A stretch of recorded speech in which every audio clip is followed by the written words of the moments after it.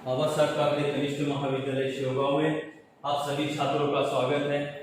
दोस्तों, आप लोगों ने देखा पिछले तासिकाओं में कि मैं उद्घोषक, ये जो पाठ है आनंद सिंह का, आनंद सिंह अपनी आत्मकथा बता रहे हैं और उसमें वह कैसे सफल उद्घोषक बने, उन्होंने कौन कौन से अनुभव को झेला और किस प्रकार ढाढ़स बांधकर वह सफल सूत्र संचालक बने और वह उद्घोषक बनने के बाद उनको पंडित भीमसेन जोशी जैसे महान व्यक्ति ने सराहा और कहा, पीठ पर हाथ देकर कहा कि तुम अच्छा बोल लेते हो, मैं तुम्हारा फैन हूँ।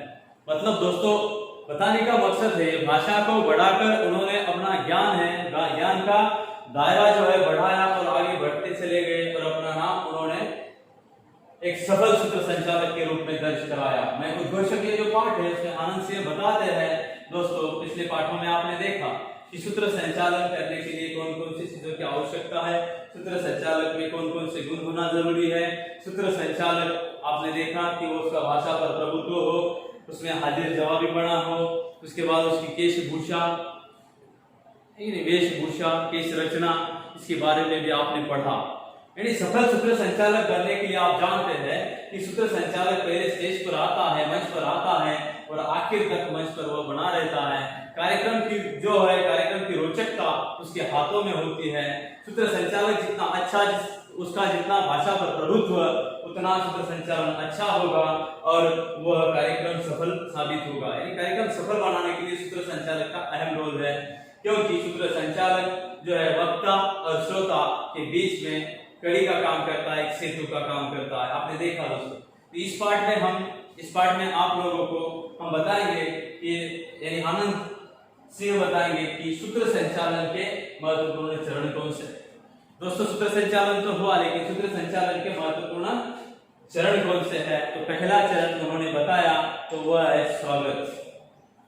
दोस्तों, आप जानते हैं कि सूत्र संचालन के पहले मंच पर जो विराजमान जो अतिथि या यजमान अतिथि होते हैं, महोदय होते हैं, मेहमान होते हैं, उनके लिए यजमान की तरफ से मंच संचालक जो होता है वह उनको उद्बोधित करता है, उनसे जान पहचान कराता।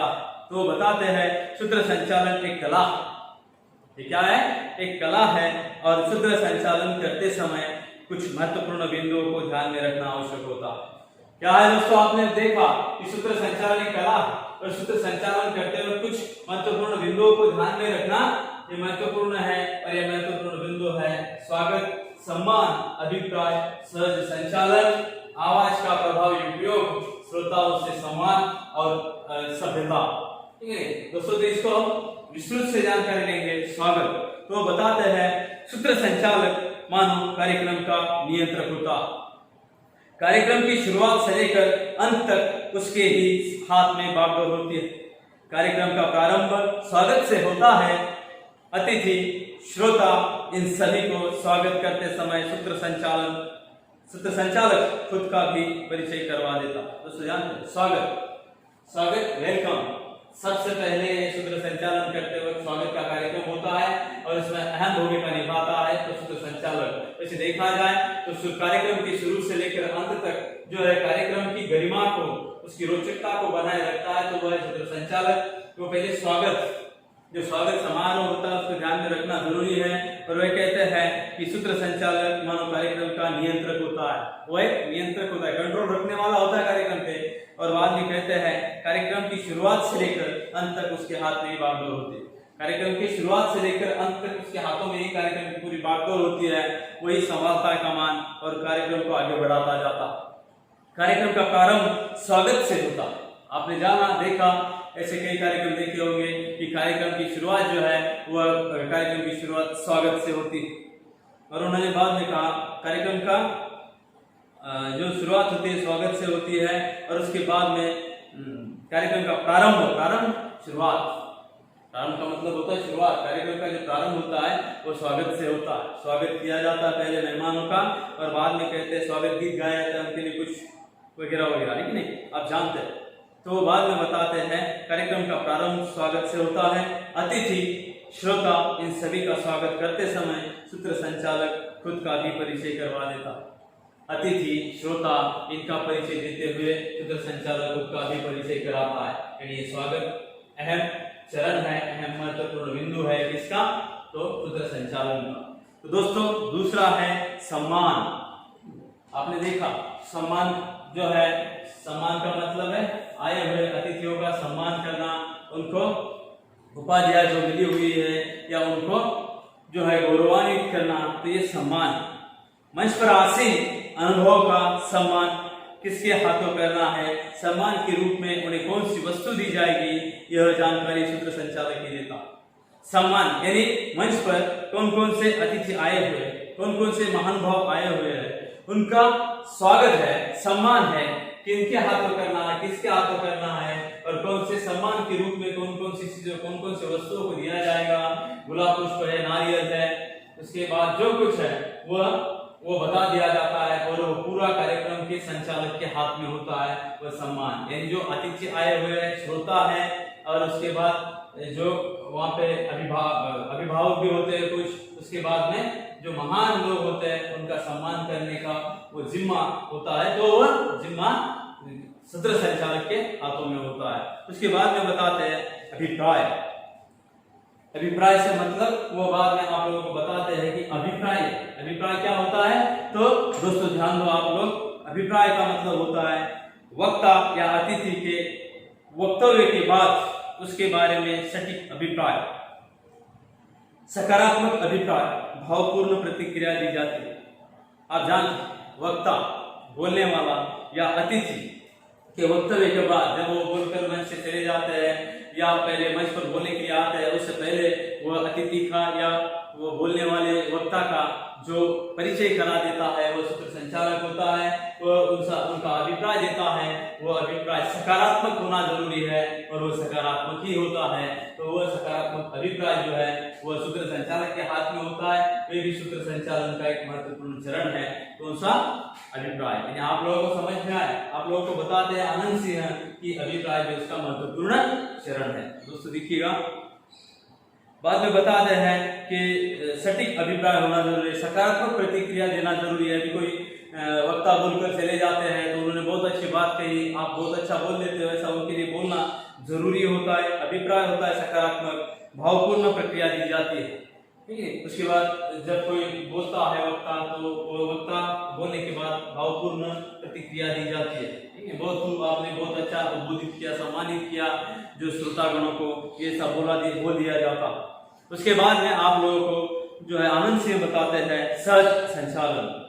कार्यक्रम पत्रिका के अनुसार एक के बाद दूसरा ऐसा कार्यक्रम चलता रहता है, लेकिन उसके लिए सहज संचालन करना भी जरूरी होता है। सहज जिसमें कोई दिक्कत ना हो, कोई तकनीकी तौर पर ऐसा कार्यक्रम ना हो, बस वो सहज हो, तो वो बताते हैं सहज संचालन।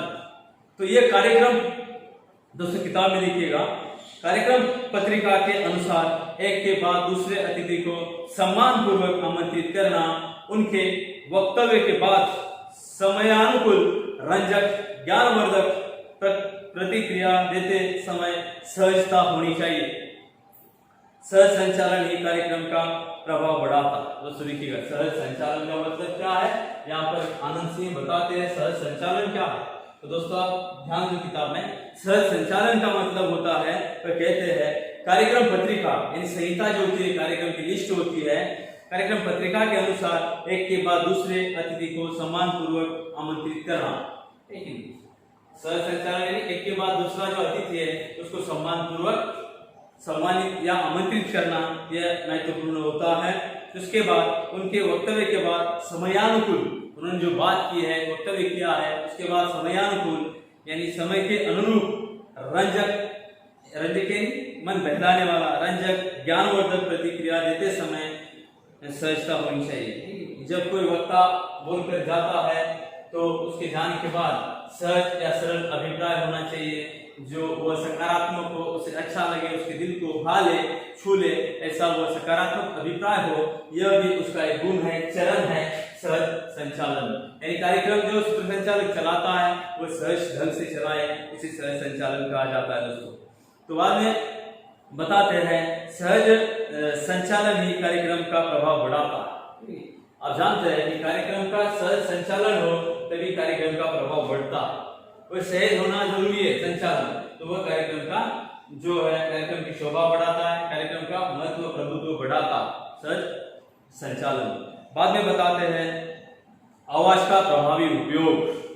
दोस्तों देखिएगा, आवाज का प्रभावी उपयोग, मैंने आप लोगों से कहा था कि सूत्र संचालन करते वक्त जो सूत्र संचालक होता है वह आवाज का प्रभावी उपयोग करना जरूरी, उसे पता कार्यक्रम कौन सा है उसके अनुरूप उसको सूत्र संचालन करना पड़ता है, और उसके बाद में उसे पता होता है कि कहाँ अपनी आवाज में उतार चढ़ाव करना, यहाँ कैसी भाषा बोलनी, उसकी भाषा सहज और सरल हो, ठीक है, उसके अनुरूप उससे भाषा का प्रभावी और आवाज का प्रभावी उपयोग करना पड़ता है। भाषा के अनुरूप, कार्यक्रम के अनुरूप उसको आवाज का प्रभावी उपयोग करना पड़ता है। आप जानते हैं अगर शासकीय कार्यक्रम है, राजनीतिक कार्यक्रम है, सहज और सरल भाषा का इस्तेमाल करेगा, मुशायरों का कार्यक्रम है वहां पे वो शेरो शायरी का इस्तेमाल करेगा, तो उतार चढ़ाव भाषा में आवाज में उसके जरूर आएगा। तो ये अहम भूमिका है। तो बताते हैं आप लोगों से कि आवाज का उपयोग, प्रभावी उपयोग, सूत्र संचालक को आप सूत्र संचालक जो होता है, सूत्र संचालक की आवाज ही उसका सामर्थ्य होता। कविता, उद्धरण, शेरो शायरी, चुटकुले इतना इनका आवश्यकता के अनुसार उपयोग करते समय आवाज में उचित उतार चढ़ाव जरूरी होता है। दोस्तों देखिएगा, सूत्र संचालन के आवाज, सूत्र संचालक की आवाज ही महत्वपूर्ण उसका शस्त्र होता है, हथियार होता है। आप जानते हैं आवाज ही उसका सामर्थ्य होता है, आवाज ही उसका सामर्थ्य होता है। किसका? सूत्र संचालक का। वो आवाज के जरिए ही कार्यक्रम को आगे बढ़ाता। आप जानते हैं उसकी आवाज में जादू होना जरूरी, वो दिल के लोगों को, श्रोताओं के दिल को छू ले, उसकी आवाज जो है, सूत्र संचालक की आवाज श्रोताओं के दिल को छू ले, तभी वो सफल सूत्र संचालक बन सकता है। तो बाद में बताते हैं कि कविता, उद्धरण, शेरो शायरी यानी कार्यक्रम के बीच बीच में कार्यक्रम उबाऊ न लगे, इसीलिए वह कविता सुनाता है, उद्धरण देता है एक आध दूसरे, उसके बाद महान पुरुषों के, उसके बाद शेरो शायरी जहाँ पे जो सटीक शेर बैठता है उसके अनुरूप वो शेरो शायरी भी करता है, और चुटकुले यानी एक आध छोटा मोटा जोक सुना देता है। इसका आवश्यकता के अनुसार वो उपयोग करते समय आवाज में उचित यानी योग्य उतार चढ़ाव का होना जरूरी है। वो बताते हैं चुटकुले, कविताएं, शेरो शायरी, कहानियां तो सुनाएगा, उसके बाद लेकिन वो सुनाते वक्त उसकी आवाज में योग्य उतार चढ़ाव होना जरूरी होता है। यह भी आप लोगों को आनंद से बताते हैं कि सूत्र संचालन का एक महत्वपूर्ण चरण होता है। बाद में आप लोगों से बताते हैं कि आनंद सिंह की संवाद करते वक्त श्रोताओं से संवाद करना भी जरूरी होता है। सूत्र संचालन करते वक्त आपने देखा अभी तक, लेकिन सूत्र संचालन करते वक्त सूत्र संचालक को चाहिए कि वह श्रोताओं से संवाद करे, श्रोताओं से संवाद करे। यानी कुछ कार्यक्रम में विशेष रूप से बर्थडे पार्टी हो या संगीत संध्या जैसे कार्यक्रमों में श्रोताओं से प्रत्यक्ष संवाद, उन्हें प्रश्न पूछकर उनसे उत्तर लेना, इससे संचालन सजीव बनता। दोस्तों देखिएगा, ये संचालन यानी सूत्र संचालन जैसा हो वैसे श्रोताओं से संवाद करना भी जरूरी होता है। यानी अगर जो बर्थडे पार्टी है, उस बर्थडे पार्टी पर वह आप जानते हैं या गीत संध्या है, उस गीत संध्या में वह कार्यक्रम उबाऊ न हो जाए, इसलिए वह श्रोताओं से संवाद स्थापित करता है। कौन? सूत्र संचालक। और सूत्र संचालक जितना श्रोताओं से संवाद स्थापित करता है उतना वह कार्यक्रम रंजक और रोचक बनता है, कार्यक्रम में जान आ जाती है, कार्यक्रम आगे बढ़ता जाता है, ताकि लोग भी खुश हो जाते हैं। इस कार्यक्रम के लिए ये भी महत्वपूर्ण चरण है कि श्रोताओं से संवाद, ठीक है, उसे श्रोताओं से संवाद करना पड़ता है सूत्र संचालक को। उससे कभी कभी प्रश्न पूछने पड़ते हैं, उससे अगर सटीक जवाब मिले तो वो फिर तालियों के बौछार करने के लिए श्रोताओं से कहता है और कार्यक्रम और भी रंजक बन जाता है। आपने देखा होगा। यानी दोस्तों जो है सूत्र संचालक का ये महत्वपूर्ण गुण भी है और ये उसका चरण भी है कि श्रोताओं से संवाद करना। ठीक है दोस्तों, इसके बाद में आप लोगों को जो है वह आनंद सिंह बताते हैं आखिर का जो है चरण सभ्यता। सभ्यता का मतलब क्या है? सभ्य आचरण। यानी अगर बातचीत करते वक्त या सूत्र संचालन करते वक्त अगर सूत्र संचालक से स्लिप ऑफ टंग यानी बोलते बोलते कुछ गलत हुआ या किसी महान विभूति का सम्मान करते वक्त उनकी उपाधि उनके ऐसा होता नहीं है, लेकिन अगर हो गया गलती से तो वो जल्द से झट से माफी मांग लेता, यह उसका एक गुण है, यह सभ्यता गुण है। नम्रता सभ्यता कहा जाता है, विनयशीलता कहा जाता है। वह अगर झट से उससे कुछ गलती हो जाती है, जबान फिसल जाती है, तो जबान फिसलने के कारण वह सभ्यता से माफी मांग लेता है। यह सभ्यता भी उसका एक महत्वपूर्ण चरण है। यानी दोस्तों बताते हैं कि सभ्यता का मतलब क्या है। दोस्तों ध्यान दो, सूत्र संचालन करते समय कभी कभी अतिथि का नाम या पद गलत होना, किसी को सम्मानित करना भूल जाना या अन्य कोई गलत हो जाने की संभावना होती है। ऐसे गलती के बाद तुरंत माफी मांगना यह सभ्यता की निशानी। वैसे भी किसी भी कार्यक्रम में संचालन की भाषा सभ्यतापूर्ण तथा विनम्र होना जरूरी है। दोस्तों एक ही बात आप लोगों को आनंद से बता दें कि सभ्यता का मतलब क्या है। अगर स्टेज पर ऐन वक्त पर ढेर सारे वक्ता बैठे हुए हैं या महोदय बैठे हुए, सम्मानीय अतिथि बैठे हुए हैं, उसमें से अगर गलती से या देरी से आए हुए मेहमानों का नामकरण करना, उनका जिक्र करना, अगर वह सूत्र संचालक भूल जाता है तो वह वहां पे झट से माफी मांग लेता है। यानी वो उसका विनयशीलता उसका गुण है, नम्रता जो है वह उसका गुण है, वह झट से माफी मांग लेता है। यानी दोस्तों कार्यक्रम का यानी सूत्र संचालक का यह गुण है, महत्वपूर्ण गुण है, चरण है कि सभ्यता। अगर कुछ बदलाव होते हैं, किसी का सत्कार रह जाता है, किसी का स्वागत रह जाता है, तो वह झट से कहता है माफ कर दीजिएगा, ये सम्मानीय अतिथि का जो स्वागत है वह उनके देरी से या उनके समय जरूरी कार्यक्रम के समय से आने के कारण, उनको कोई जरूरी कार्यक्रम था इसके कारण वो समय पर ना आ सके, देरी से आए, इसलिए उनका जो है सम्मान बाकी था, उनका सम्मान अब हमारे अगर कॉलेज का है तो कॉलेज के प्रधानाचार्य या प्रधानाचार्य के हाथों होगा, ऐसा कहा जाता है। बताने का मकसद क्या है, उसमें सभ्यता एक गुण होता है। या आप निजी कार्यक्रम में है, कोई नेता आ जाते हैं, एमएलए आ जाते हैं, तो उस सत्र संचालक को होता है कि उस नेता का या सत्र संचालक का वह कहता है कि अभी जो नेता थे उनको जरूरी काम था, इसकी वजह से वो देरी से आए, इसलिए उनका स्वागत जो है वो कार्यक्रम के जो अभिभावक, कार्यक्रम के जो यजमान है वो कार्यक्रम के यजमान करेंगे। यानी बताने का मकसद क्या, यजमान करेंगे, आने वाले अतिथि का अपमान न हो, उनको अपमानित किया जाए, सम्मान हो, इसीलिए सूत्र संचालक के हाथों में कार्यक्रम की पूरी बागडोर होती है, मंच पर आने की बात से लेकर वह कार्यक्रम खत्म हो जाने तक। यानी कुल मिलाकर दोस्तों आनंद से आप लोगों को बताते हैं कि सूत्र संचालन के जो महत्वपूर्ण चरण है, ये महत्वपूर्ण चरण इस प्रकार है।